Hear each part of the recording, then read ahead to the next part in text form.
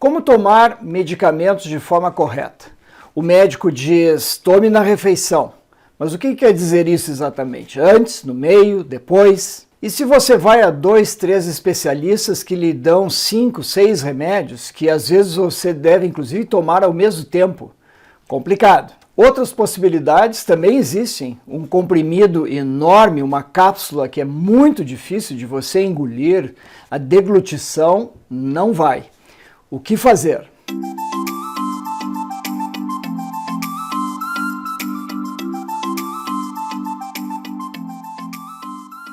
Você sabe tomar medicamentos de forma correta? É só colocar na boca, engolir e pronto? Não, tem vários aspectos que devem ser observados, devem ser muito bem cuidados para que você chegue à situação de ingerir seus remédios da forma mais correta possível.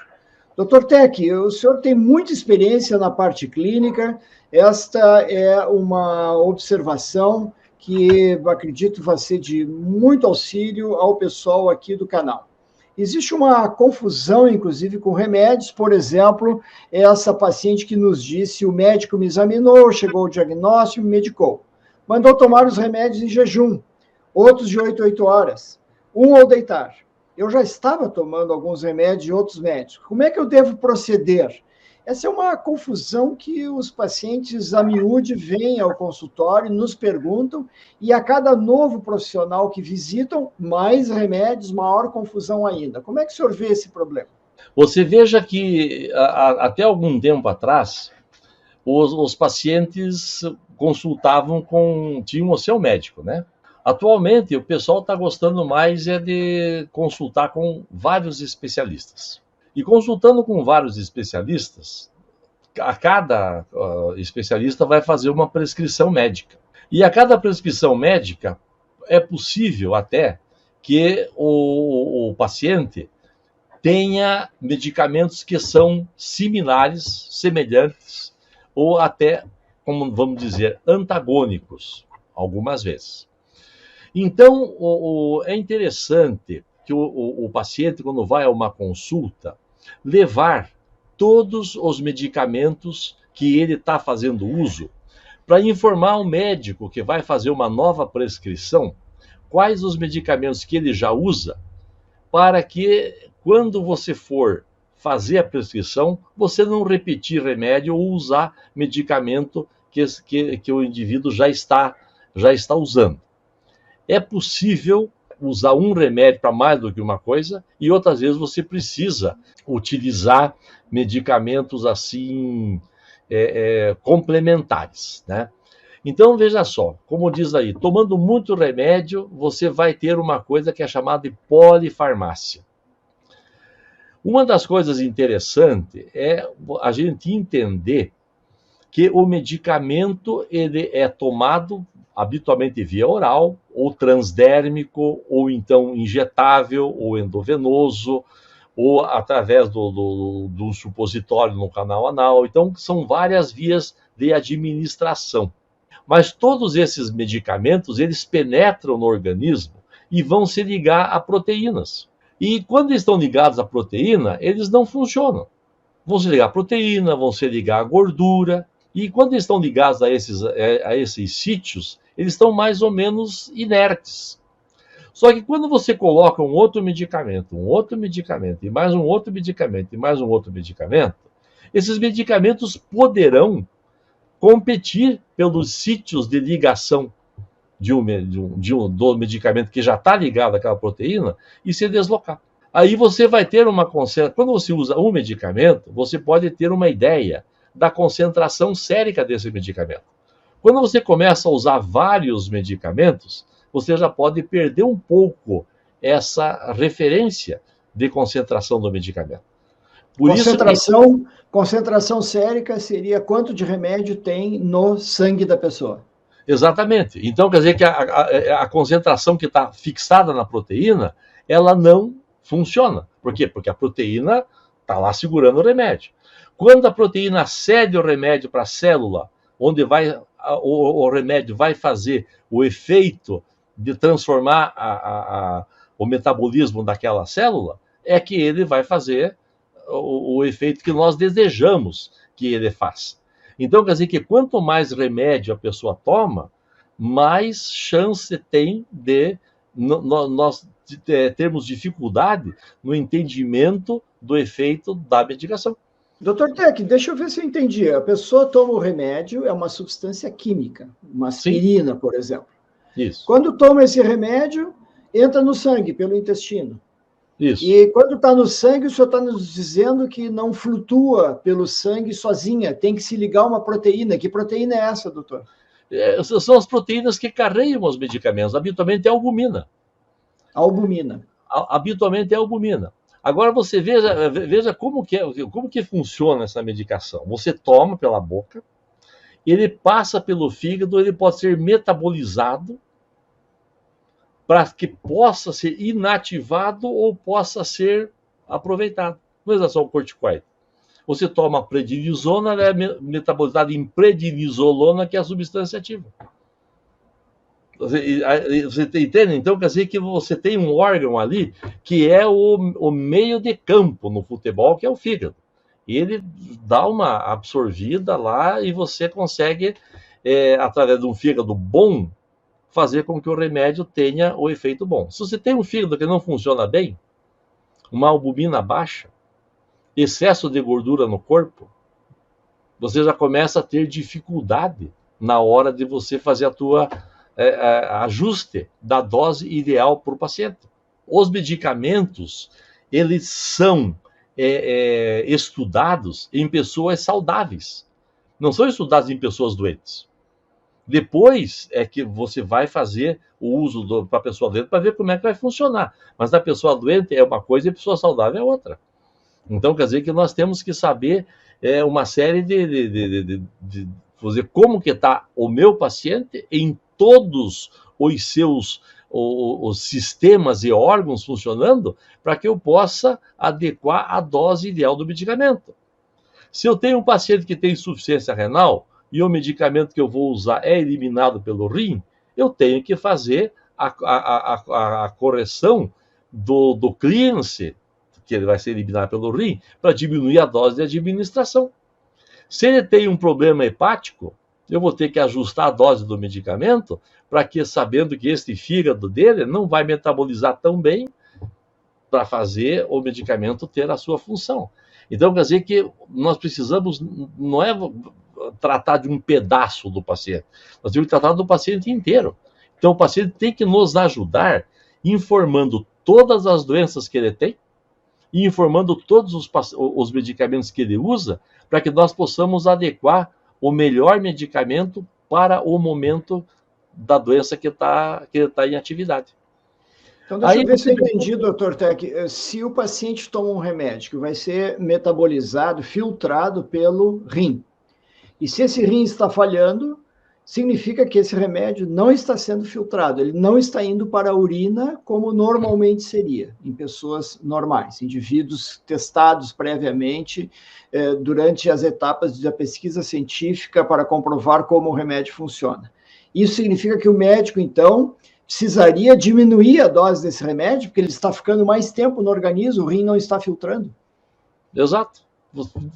Ainda bem que você entendeu. Mas é isso mesmo. O mais clássico, a gentamicina. A gentamicina é para ser dada de 8 em 8 horas. Um antibiótico. Antibiótico. Desde que o rim funcione. Se o rim não funciona, o excesso de gentamicina no organismo vai atacar o aparelho auditivo do indivíduo.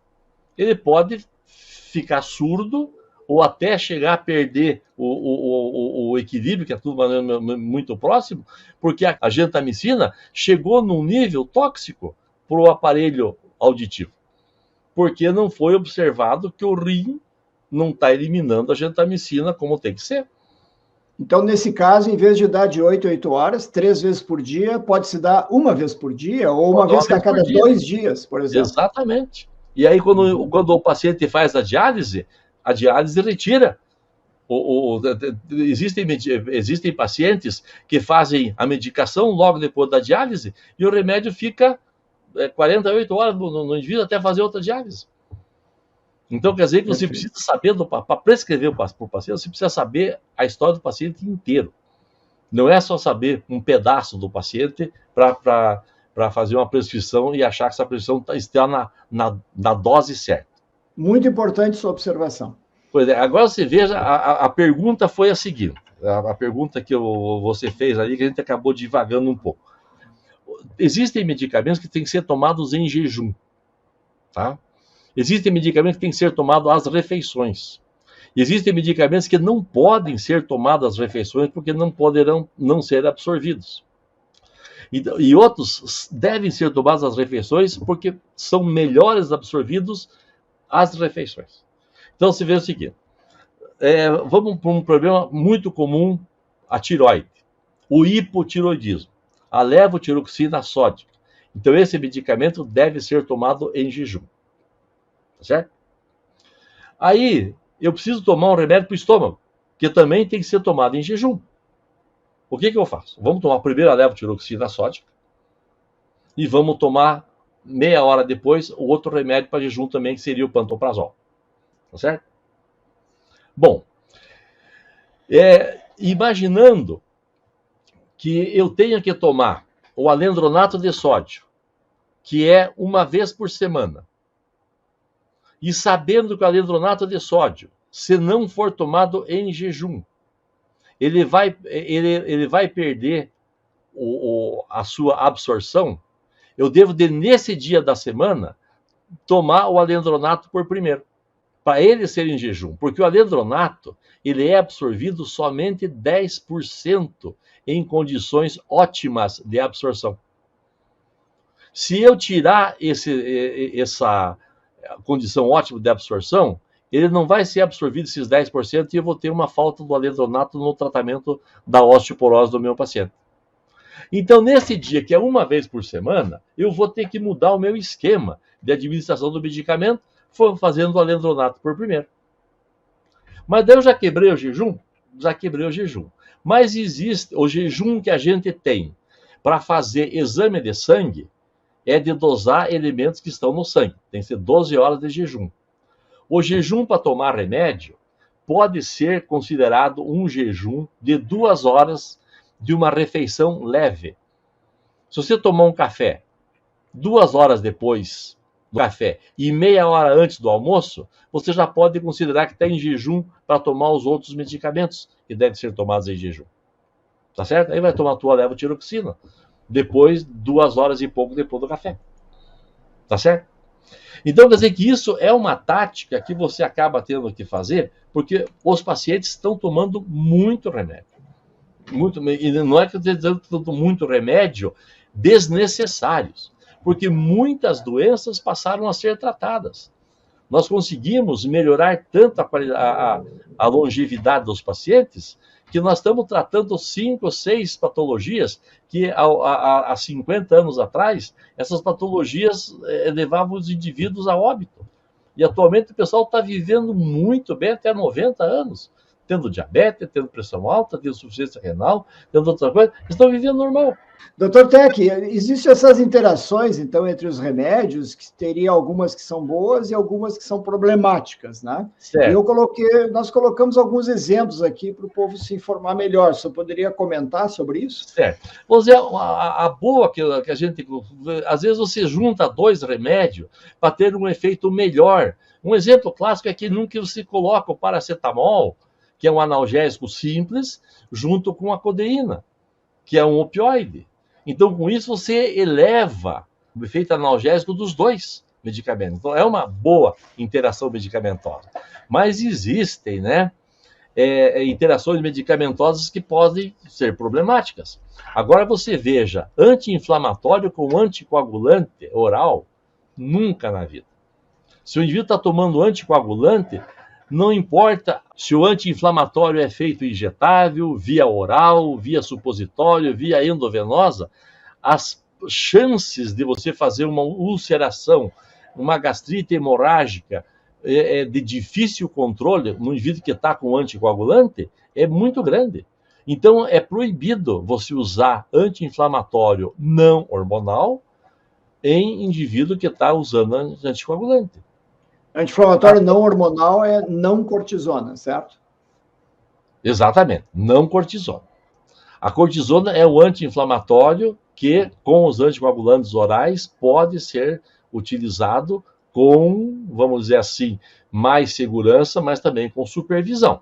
Não é liberadão, mas entre um anti-inflamatório não hormonal que é proibido e às vezes é necessário um outro anti-inflamatório, opte-se pela cortisona, mas também dá uma reduzida no anticoagulante oral, faça algum antídoto, diminua a dose dele, não é dar e esquecer que o paciente está usando essa medicação aqui. Os anti-inflamatórios com antidiabéticos orais também deslocam essa medicação da proteína, né, que está carreando no sangue, e o efeito de antidiabético oral se faz muito mais marcado, ou seja, o paciente corre o risco de haver hipoglicemia, porque o antidiabético oral fica 2, 3 dias funcionando no organismo, controlam bem a diabetes, mas se tem excesso de antidiabético agora, porque o anti-inflamatório deixou esse excesso acontecer, então o paciente pode vir até a perder o sentido e ter aquela crise de hipoglicemia que pode ser muito grave. Mas eu queria lhe perguntar, qual é o problema do corticoide com aspirina, doutor Tec? Porque a aspirina, vamos dizer, ela faz gastrite, faz úlcera, daí o corticoide com aspirina parece que potencializa esta situação, né? O barbitúrico anticoncepcional.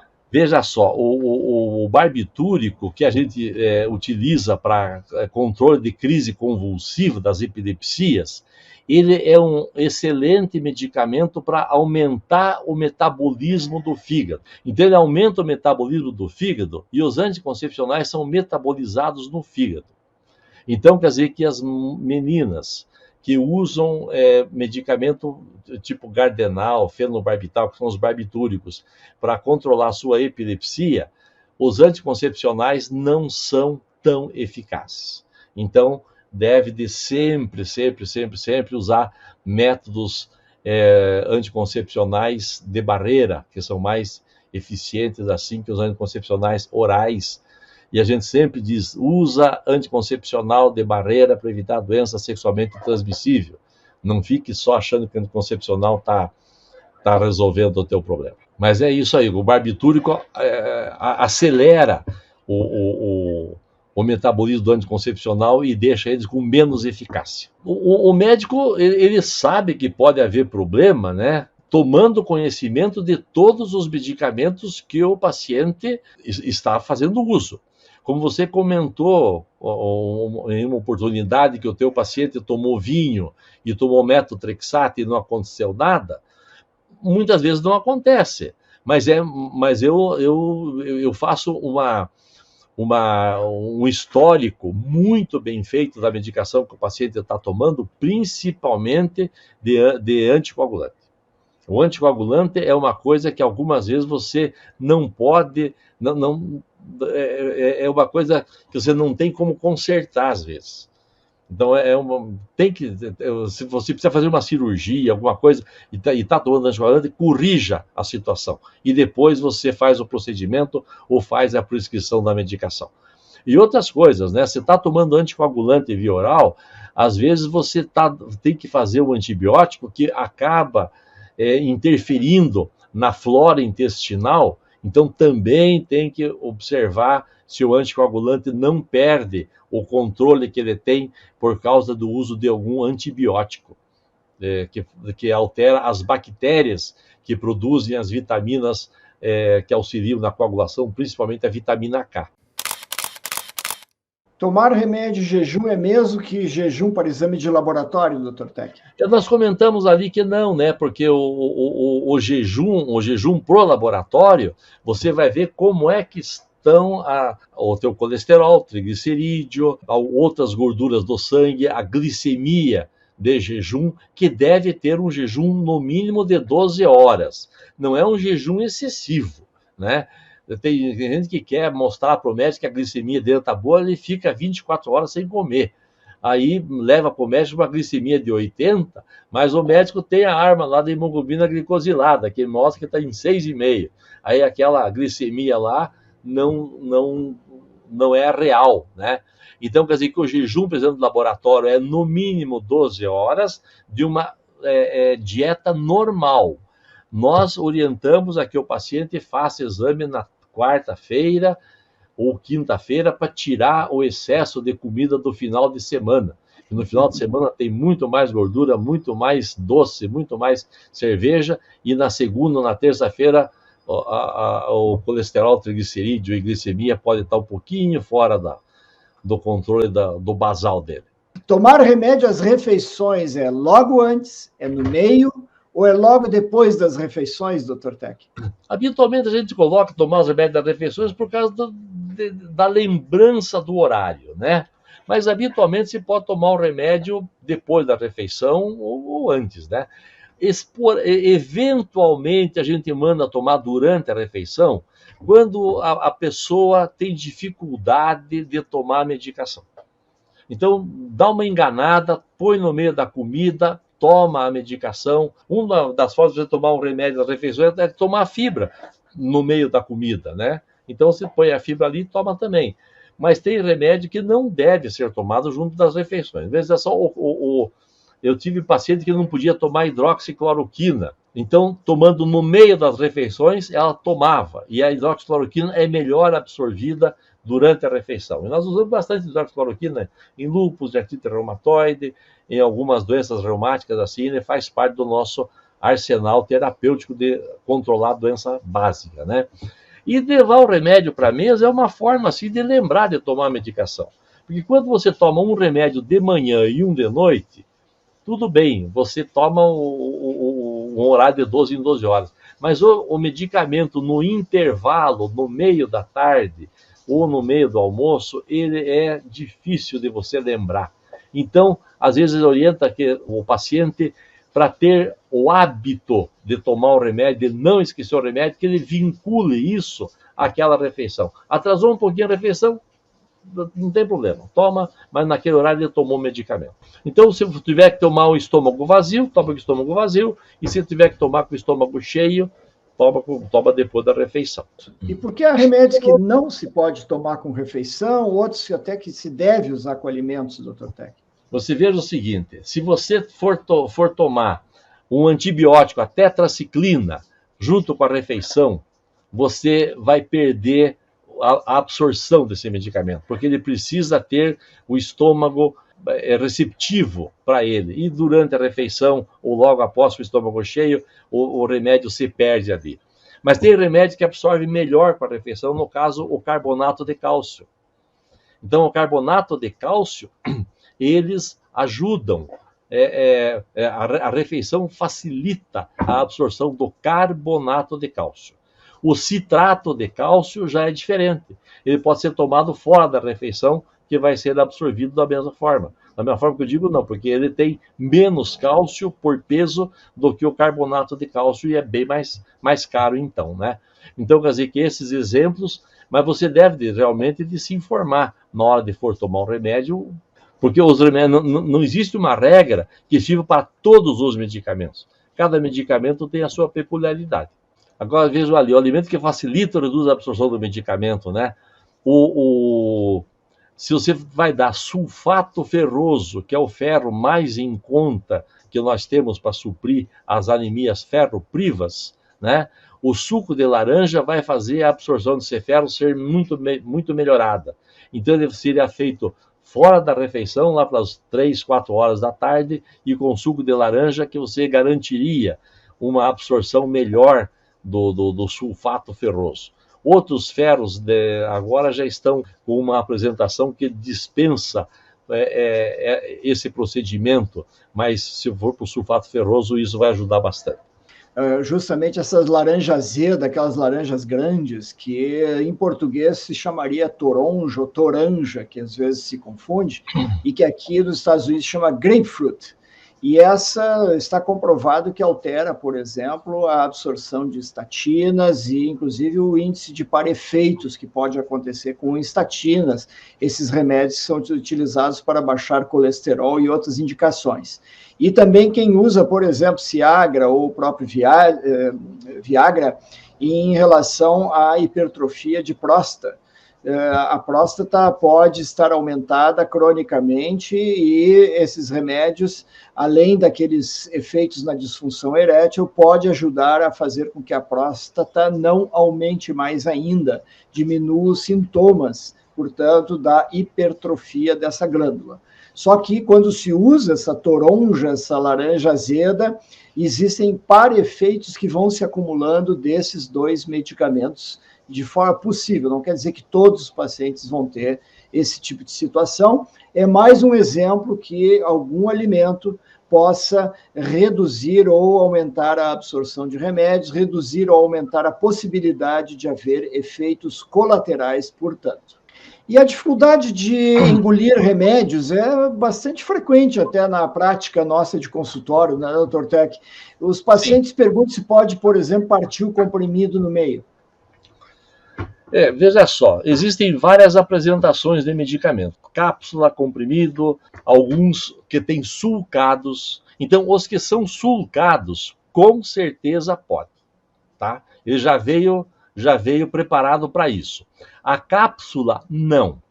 A cápsula, ela é para chegar no estômago e aquela gelatina com a qual é feita a cápsula, ela é para ser dissolvida no estômago. E tem medicamentos, vamos dizer, o alendronato, por exemplo, esse não pode nem ser feito em cápsula. Ele tem que ser feito em comprimido para que chegue no estômago e não tenha possibilidade de estagnar a nível de esôfago, porque ele pode fazer uma esofagite e dar uma complicação severa para o paciente que não conseguiu deglutir essa medicação, né? A gente fraciona algumas vezes medicamento quando você está reduzindo a dose, né?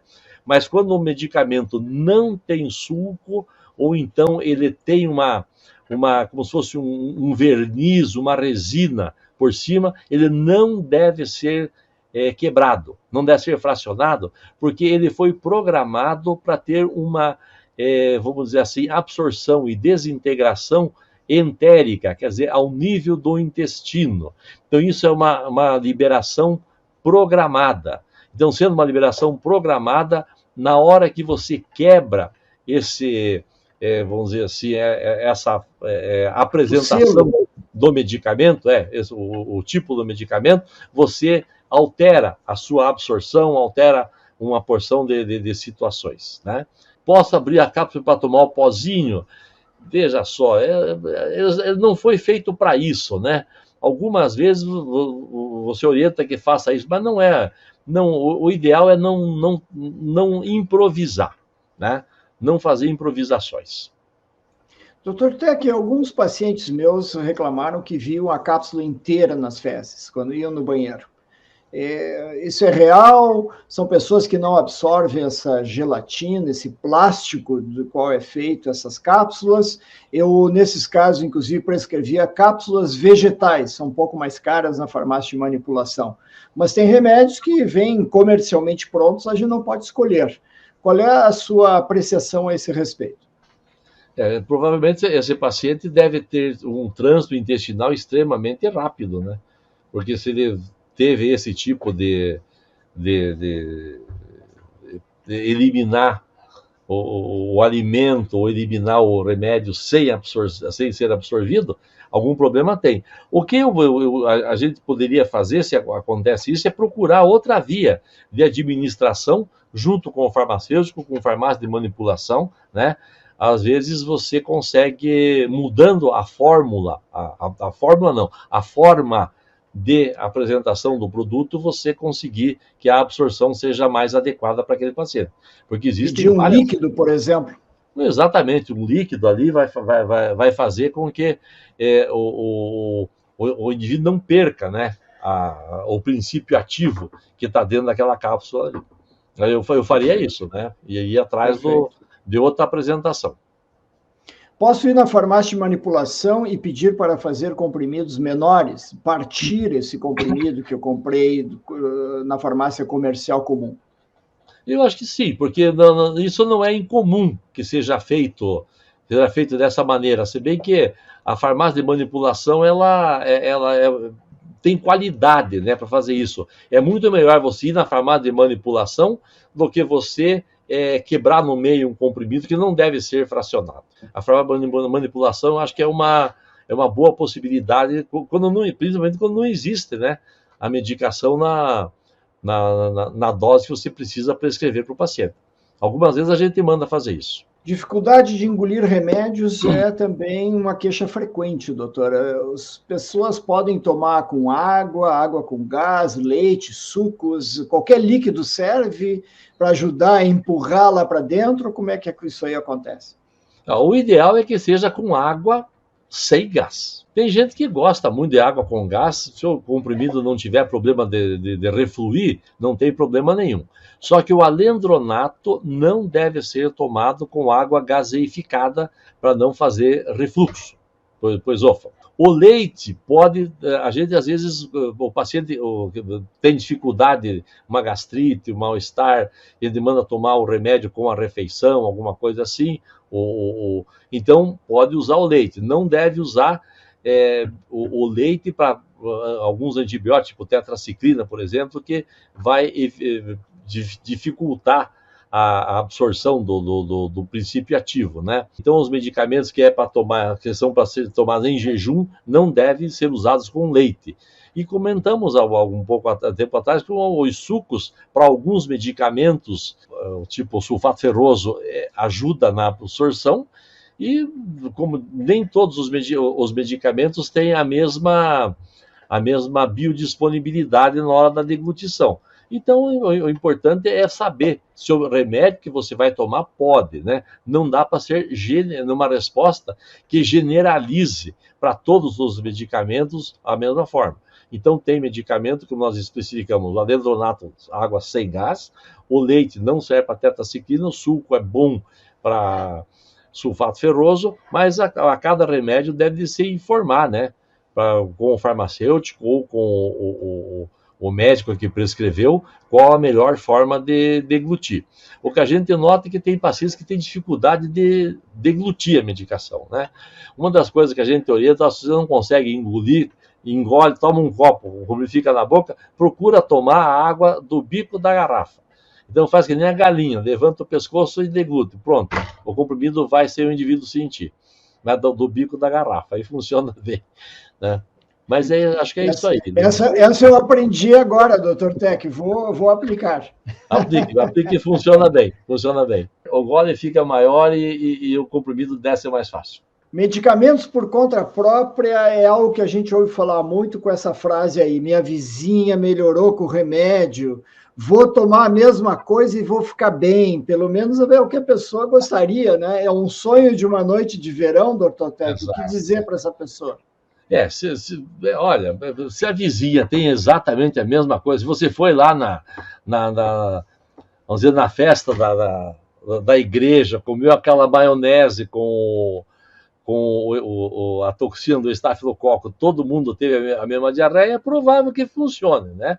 Mas para outras doenças não seria um conselho, né, a ser seguido, porque cada um é um indivíduo único, e com isso ele vai fazer uma doença que, às vezes, para o mesmo tipo de agente patogênico, ele vai ter uma resposta e uma condução diferente.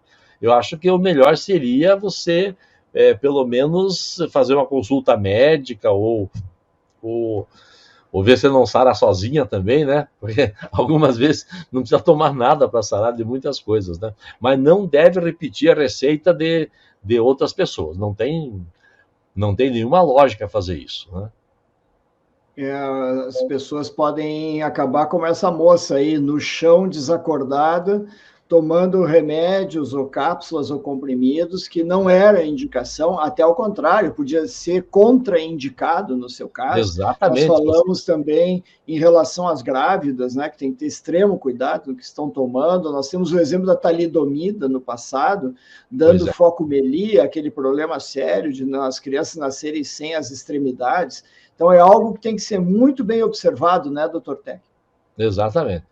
Então, quer dizer que, como nós comentamos em algumas situações anteriores, né, Você nunca deve fazer um autodiagnóstico, porque o médico tem uma grande capacidade técnica, às vezes tem dificuldade em alguns diagnósticos, e se você não sabe o que tem, como é que você vai acertar a medicação que você deve tomar? Então, além de não fazer autodiagnóstico, a automedicação não deve ser feita, né? Acho que você tem que realmente ficar bem esperto sobre a tua saúde para não protelar um atendimento e para não usar medicamento inadequado, porque todo medicamento é uma bioquímica que você vai jogar para dentro do teu organismo. Se vai casar com a tua situação ou não, não dá para saber. É claro que tem doenças que saram sozinha, mas a maior parte das doenças, quando o organismo não consegue se equilibrar de um mal temporário, não fica fazendo tentativa em Google, em Yahoo, em outras situações. Então, para que o médico não seja o plano B, né? Não deu certo o Google, não deu certo a vizinha, não deu certo o livro de farmacopeia e de outras coisas, aí eu vou no médico. Aí você pode ter perdido um tempo importante no tratamento de uma doença que muitas vezes podia ser resolvido mais fácil.